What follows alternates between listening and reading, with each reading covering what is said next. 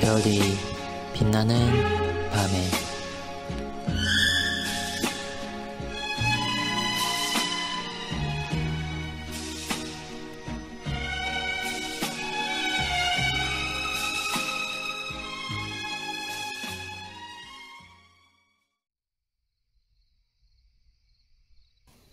백일문. 십계명의 서문은 무엇입니까? 답. 십계명의 서문은 나는 너를 애굽 땅 종 되었던 집에서 인도하여 낸 내 하나님 여호와니라는 말씀입니다. 여기서 하나님은 여호와로서 영원하시고 불변하시며 전능하신 하나님으로 자기의 주권을 나타내셨으며 자기의 존재를 자신 안에 스스로 소유하시고 자기의 모든 말씀과 사역에 따라 존재를 나타내시며 옛 이스라엘과 맺으신 것과 같이 자기의 모든 백성과 언약을 맺으신 하나님이시며 이스라엘을 애굽에서 종의 속박에서 인도하여 내신 것과 같이 우리를 영적 속박에서 구원하셨습니다. 그러므로 우리는 그를 우리의 하나님으로 삼고 그의 모든 계명을 지켜야 한다는 것입니다. 백이문. 하나님께 대한 우리 의무를 포함한 내 계명의 요약은 무엇입니까? 답. 하나님께 대한 우리 의무를 포함한 내 계명의 요약은 우리 마음을 다하며 목숨을 다하고 힘을 다하며 뜻을 다하여 주 우리 하나님을 사랑하라는 것입니다. 해설입니다. 십계명 서문에서 다음으로는 애굽 땅 종되었던 집에서 인도하여 낸 하나님을 소개하고 있습니다. 이는 하나님께서 택하신 백성에게 어떤 은혜를 베푸셨는지를 상기시키는 것입니다. 이 말씀을 듣고 있던 이스라엘 백성들에게는 애굽에서 비참한 종살이하던 기억과 극적인 해방, 그리고 홍해 바다에서의 겪었던 일생일대의 경험이 생생하게 되살아났을 것입니다. 그래서 우리는 여기까지 소개하는 것만으로도 온 마음과 목숨과 힘과 뜻을 다하여 여호와 하나님을 경배해야 한다고 생각할 수 있습니다. 그러나 하나님께서 애굽 왕 바로 앞에서 모세를 통해 이스라엘이 여호와를 경배하게 하기 위하여 애굽에서 인도하여 내실 것을 말씀하셨던 것처럼 출애굽은 단지 애굽의 속박에서 해방되는 것이 아닌 하나님을 예배하기 위한 것이 목적이었습니다. 그리고 하나님 편에서는 이 서문에서 말씀하신 것만으로도 충분하였지만 이 명령을 받은 이스라엘은 서문만으로 하나님께 대한 충분하고 온전하며 올바른 경배를 드릴 수 없었습니다.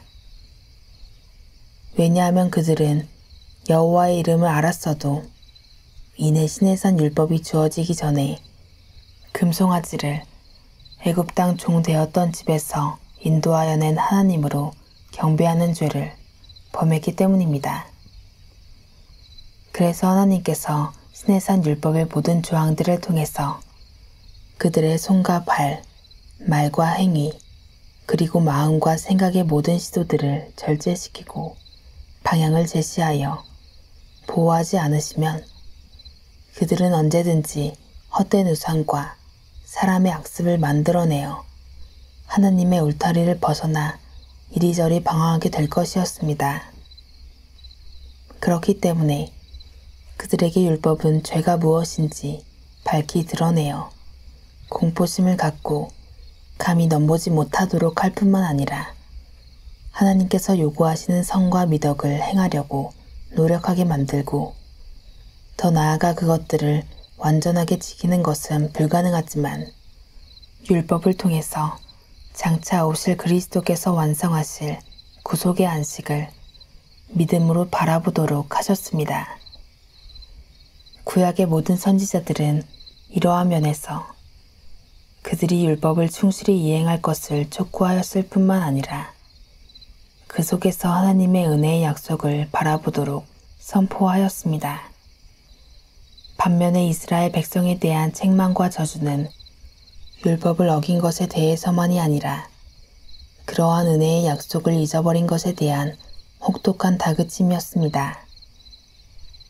하나님께서는 그들을 내 백성으로서 종의 속박에서 구해내었다는 것을 각인시키심으로써 그들이 두려움과 공포심을 가지고 명령에 따르는 것이 아니라 즐거움과 감사함으로 자원하여 순종하도록 하는 마음을 주시려고 하셨습니다. 이 말씀은 어느 시대, 어느 백성에 한정되어 적용될 것이 아니라 이스라엘을 애굽에서 종의 속박에서 인도하여 내신 것과 같이 우리를 영적 속박에서 구원하셨다는 말씀으로 받아들여야 합니다. 앞서 제시하였듯이 이스라엘이 하나님의 언약 백성이 된 것은 순수하게 하나님의 은혜로 말미암았던 것이고, 이처럼 모든 시대 경건한 자들 역시 자기들의 공로나 어떤 근거에 의해서가 아니라 하나님의 전적인 은혜의 결과로 언약의 백성이 되었습니다. 그리고 그 언약이 조금도 변경되거나 퇴색되지도 무효화되지도 않는다는 것이 아브라함과 이삭과 야곱의 하나님으로 부르는 약속의 하나님에 대한 칭호를 통해서 선언됩니다. 또한 이스라엘이 종의 속박인 애굽에서 벗어난 것처럼 언약 백성은 죄의 종에서 벗어나 영생으로 가는 유일한 길로서 하나님께서 명하신 규례와 법도를 통과해야 하며, 그것은 그리스도로 인하여 우리가 얻게 된 모든 의와 분리할 수 없는 하나의 길입니다.